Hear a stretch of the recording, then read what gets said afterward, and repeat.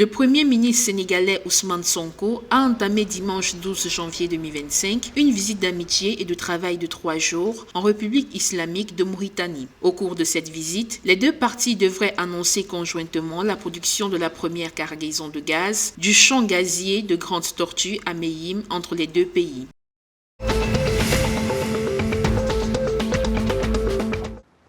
En visite d'amitié et de travail de 48 heures à Bamako, le président du Conseil souverain de transition du Soudan, le général Abdel Fattah al-Burhan, a été reçu par le président de la transition malienne, le général Assimi Goïta. Au cours de la rencontre, les deux dirigeants ont identifié des axes de coopération concrets dans les domaines économiques, sécuritaires et culturels et ont évoqué la création de commissions mixtes pour concrétiser ces ambitions.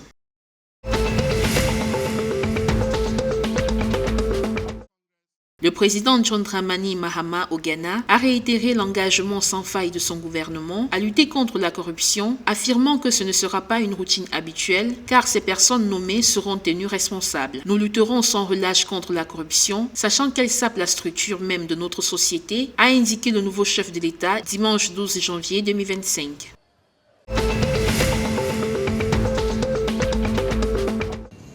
La Commission de la Communauté économique des États de l'Afrique de l'Ouest CEDEAO a condamné dimanche 12 janvier 2025 l'attaque terroriste survenue le 8 janvier dans le nord du Bénin contre les forces de sécurité. Selon le communiqué publié sur le compte X, ex-Twitter de la CEDEAO, l'organisation a condamné sans équivoque l'attaque odieuse perpétrée par des hommes armés dans la zone Triple Point au nord, faisant des dizaines de victimes.